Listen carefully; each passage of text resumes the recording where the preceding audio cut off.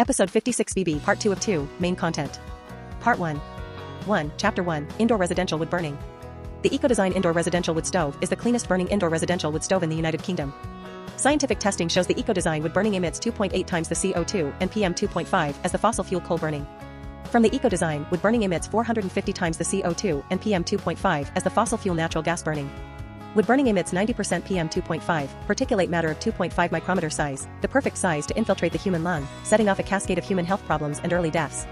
There should be laws, federal, state or local, that allow PurpleAir PM2.5 monitor data from monitors hung from the eaves of the roofs of near neighbors of indoor residential wood burners to shut down polluting wood stoves that emit PM2.5 above Environmental Protection Agency National Ambient Air Quality Standards, EPA NAAQS, PM2.5 safe levels, which in 2024 are 35 micrograms per cubic meter in a 24-hour period or 9 micrograms per cubic meter annually, or PM2.5 safe levels above World Health Organization standards in 2024 5 micrograms per cubic meter annually.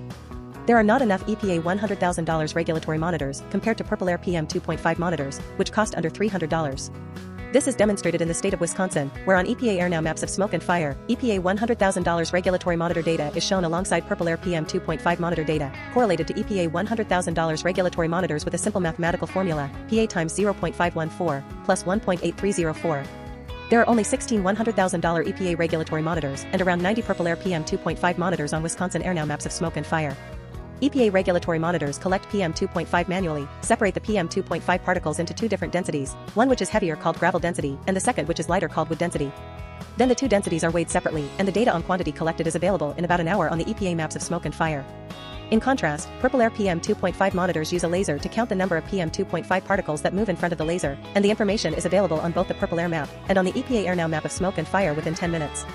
There is a question of whether the correlation formula is used to smooth out the results from the PurpleAir monitor to eliminate any hot spots that might confuse users of a map of smoke and fire that there is a wildfire in the vicinity when the true source of the PM2.5 air pollution is a hyperlocalized indoor residential wood burner. The EPA claims that PurpleAir PM2.5 monitors read high. The high readings may only be accurate readings of a large amount of wood density PM2.5 and less or no gravel density PM2.5 in ROSEP's opinion. Hyperlocalization of PurpleAir PM2.5 monitors is needed. EPA $100,000 regulatory monitors are located near industrial sources of pollution. There are few EPA $100,000 regulatory monitors planned to be added every year because of economic constraints. That leaves PurpleAir PM2.5 monitors to fill the gap in data collection of real-life PM2.5 pollution that affects near neighbors of indoor residential wood burners more than those who live farther away. A common sense, real-life analogy would be secondhand smoke from cigarettes in the workplace. An employee subjected to secondhand smoke from a cigarette smoker in the desk next to him or in an enclosed office would involuntarily inhale much more smoke than someone in another office, for example. But the secondhand smoke would move through the air and the ventilation system and have some effect on all workers in an office building, which allowed cigarette smoking at work. Chapter 2, Outdoor Residential Wood Burning. Outdoor wood burners were marketed to potential wood burners as convenient because they shunted wood smoke to nearby neighbors. For these reasons, outdoor wood burners were often located on the edges of the wood burner's property, away from the wood burner's living quarters, but near to any near neighbors' homes. This harm to near neighbors was apparent, and by 2011 in Wisconsin, for example, dozens of towns and cities had banned outdoor wood boilers through local ordinances, based on complaints by near neighbors of outdoor wood boilers. In New Zealand, in some areas, the problem of concealment of indoor wood burning was addressed by portable heat sensors aimed at chimneys to prove that fireplaces and other indoor wood burners were being used, in violation of local ordinances, when it was unclear whether wood was being burned because of the concealment of wood burners within a building. The emissions of wood burning are the same whether they come from outdoor wood boilers or indoor wood burning, so they should be treated the same by law and by enforcement of law, as air pollution. Chapter 3, Industrial Wood Burning Replacing Coal Burning, based on the debunked theory of carbon neutrality of wood burning. Carbon neutrality of wood burning is a scientifically debunked theory that allows politicians around the world to replace coal-fired power plants with wood-burning power plants and not count the emissions from the wood-burning power plants toward meeting each country's climate goals. Ignoring wood-burning emissions brings us closer to climate change, not farther away.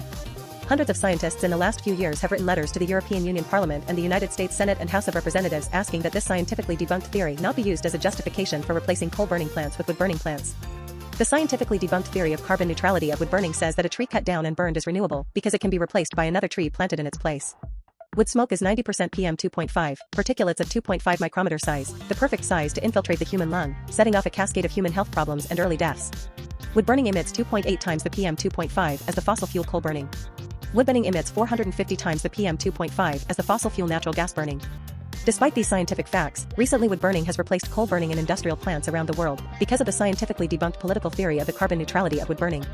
This scientifically debunked theory states that since a tree can be planted in place of a tree that is cut down to be burned for industrial energy, the tree is renewable energy and the tree will produce oxygen from carbon dioxide during the natural process of photosynthesis by the tree.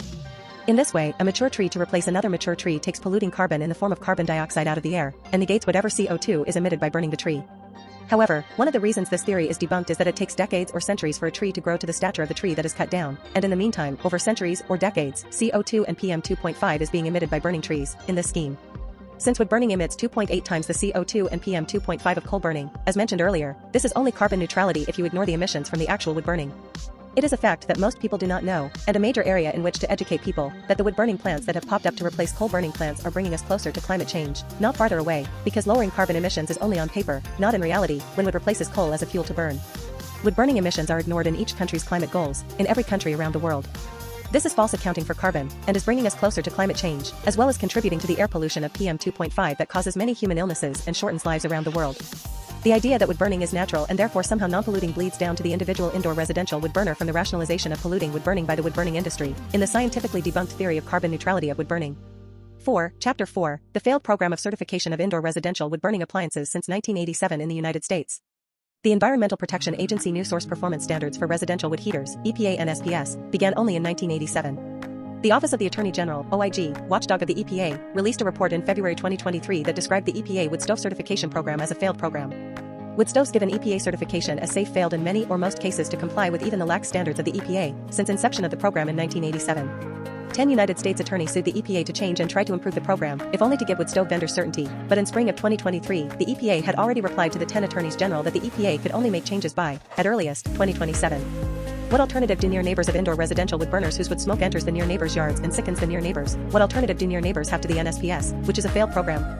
The alternative is to pass legislation against PM2.5 levels above EPA NAAQS and shut down those hyperlocalized sources of air pollution, indoor residential wood stoves, one wood stove at a time if necessary, using as evidence readings from PurpleAir PM2.5 monitors hanging from the eaves of near neighbors' houses. 5. Chapter 5, Use of EPA $100,000 Regulatory Monitors. As explained above, EPA regulatory monitors are meant to be used near industrial facilities, and PM2.5 emissions from industrial wood burning seem to be carefully excised from statistical reports, at least those reports connected to climate goals. 6. Chapter 6, Use of PurpleAir PM2.5 monitors in hyperlocalized residential settings. There have to be more PurpleAir PM2.5 monitors, and they have to be located near to individual residential wood burners, in order to identify the source of the air pollution, in order to solve the problem and shut down the source of the problem. 7. Chapter 7, How to download PurpleAir PM2.5 monitor data, as a member of the general public. In 2024, the method of PurpleAir PM2.5 data download was improved, and now it is easy to click on an individual PurpleAir PM2.5 monitor and download a CSV file to your computer hard drive, resave the file as an Excel file to have more functionality, and look at the data available in 24-hour, daily, weekly, monthly, and yearly averages since installation of the individual PurpleAir PM2.5 monitor. 8. Chapter 8, How to download PurpleAir PM2.5 monitor data, as an employee of a government health department. Any member of the public can download data from the PurpleAir map, and government employees can download comprehensive data if a PurpleAir monitor is left on continuously, download at any time of day, which would include download by a government employee during normal working hours. 9. Chapter 9, Why suing against air pollution from indoor residential wood burning is not an option for a person of modest means. Lawsuits are expensive, and if laws are passed, government workers can enforce regulations. The government will expend less money on enforcing laws against air pollution than dealing with increased healthcare costs for communities that will ensue if nothing is done to stop air pollution. 10. Chapter 10, Why new laws, federal, state or local, need to be written to end air pollution in the yards of near neighbors of indoor residential wood burners.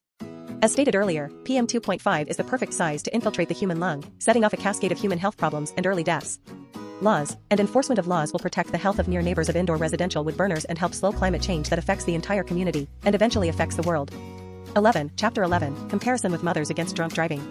Comparison with a breathalyzer test for an individual drunk driver. Alcoholism is a physical addiction, but burning wood is not a physical addiction, which produces physical withdrawal symptoms. Therefore, asking an indoor residential wood burner to stop burning is easier than asking an alcoholic to stop drinking, or asking an alcoholic to stop drinking and driving. Pinpointing the drunk driver and stopping that individual from continuing to drive drunk is the only way to get results and protect public safety. Pinpointing the individual who is polluting the air with wood smoke and stopping that individual is the only way to get results and protect public safety. 12. Chapter 12, Comparison with a radar gun aimed at an individual car which speeds. Speeders are not stopped by estimating the average speed of many drivers on the same road and concluding there is no problem. Pinpointing the problem speeder and stopping that individual from continuing to speed is the only way to get results and protect public safety. Pinpointing the individual who is polluting the air with wood smoke and stopping that individual is the only way to get results and protect public safety. 13. Chapter 13, Comparison with reporting to your work supervisor secondhand smoke from an individual cigarette smoker in the workplace. Nicotine addiction is a physical addiction, but burning wood is not a physical addiction. Therefore, asking an indoor residential wood burner to stop burning is easier than asking a cigarette smoker to stop smoking, or asking a cigarette smoker to stop smoking in the workplace. Pinpointing the cigarette smoker and stopping that individual from continuing to smoke in the workplace is the only way to get results and protect public safety. Pinpointing the individual who is polluting the air with wood smoke and stopping that individual is the only way to get results and protect public safety. 14. Chapter 14. Comparison to reporting to authorities that a child is locked alone in a car in summer heat. Pinpointing the parent who has locked a child in a hot car in the summer and left for an extended period of time and stopping that individual from continuing to take these actions or continuing to be negligent in care of a child is the only way to get results and protect public safety. Pinpointing the individual who is polluting the air with wood smoke and stopping that individual is the only way to get results and protect public safety. 15. Chapter 15. Comparison to reporting that a dog is left chained outside for hours in the cold and winter. Pinpointing the dog owner who has left a dog chained outside for hours in the cold and winter and left for an extended period of time and stopping that individual from continuing to take these actions or stopping that individual from continuing to be negligent in care of a dog is the only way to get results and protect public safety. Pinpointing the individual who is polluting the air with wood smoke and stopping that individual is the only way to get results and protect public safety. 16. Chapter 16. The emphasis on helping near neighbors of indoor residential wood burning puts the wishes and motivations of the indoor residential wood burner next to last. This allows concern for the near neighbor of an indoor residential wood burner to take precedence. Since the near neighbor represents the interests of the whole community in clean air, this emphasis on the near neighbor above the perceived economic interests of the indoor residential wood burner allows the emphasis to be on health concerns, as it should be. 17. Chapter 17. The emphasis on helping near neighbors of indoor residential wood burning puts the concerns of near neighbors above examination of unfortunate effects of advertising by the wood burning industry on the indoor residential wood burner, and in that way puts that concern about the indoor residential wood burner last. Since the near neighbor represents the interests of the whole community in clean air, this emphasis on the near neighbor above the perceived economic interests of the indoor residential wood burner allows the emphasis to be on health concerns, as it should be. 18. Chapter 18. Notable changes since April 2022, and what the future holds for near neighbors of indoor residential wood burners whose wood smoke enters their yards and sickens them. To be determined. 19. Chapter 19. Economic incentives to replace wood burning with heat pumps that work down to 40 degrees below zero. Heat pump rebates of up to $8,000 based on a sliding income scale in 2024 put heat pumps that work down to 40 degrees below zero within the means of any citizen in the United States. Heat pumps can also be used as air conditioners, and heat pumps lower monthly heating bills immediately upon installation. 20. Chapter 20. How countries around the world can or will be able to replace indoor residential wood burning with truly clean energy sources. To be determined. Part 2. 21 through 26. Extreme circumstances. Look at extreme circumstances from the perspective of near neighbors of the air pollution, in order to put the threat to near neighbors in perspective and in order to allow room to consider solutions rather than only placating the air polluters. 21. Chapter 21. Wartime privation indoor residential wood burning. The example of Ukraine. First, do not send indoor residential wood burning appliances to Ukraine. Adding unnecessary air pollution to Ukraine is not a solution to their energy problems. Rebuilding bombed electrical infrastructure is the solution. Providing clean energy sources of home heating and home cooking is the solution. This could come in the form of solar stoves, electric stoves, or heat pumps that work down to 40 degrees below zero. 22. Chapter 22. Homeless privation indoor residential wood burning. The example of Phoenix, Arizona. One of the main problems of near neighbors of homeless encampments was air pollution from wood burning by the homeless. It also follows that the homeless who burn wood themselves suffer from ill health and early death because of the air pollution from wood burning. 23. Chapter 23. Terrorists using wood burning to control subject populations. The example of Haiti. Solid fuel burning in the form of tire, car, and wood burning was used in 2023 and 2024 as a method of controlling populations or causing populations to flee Haiti and leave Haiti in the hands of terrorists. 24. Chapter 24. Natural gas suggested as a power source to be used up to 30 years from now, until 2055, rather than looking at natural gas as a temporary bridge to the truly clean energy of wind, solar, and geothermal. The scenario of using natural gas for home heating and home cooking until 2055 was suggested by an article in the Washington Examiner, a conservative newspaper, by a conservative columnist. This suggestion was not practical because although natural gas emits 1/450th of the PM2.5 as wood burning, natural gas also has other noxious emissions, so burning natural gas is not truly clean energy. Use the bridge as a temporary bridge that it is meant to be.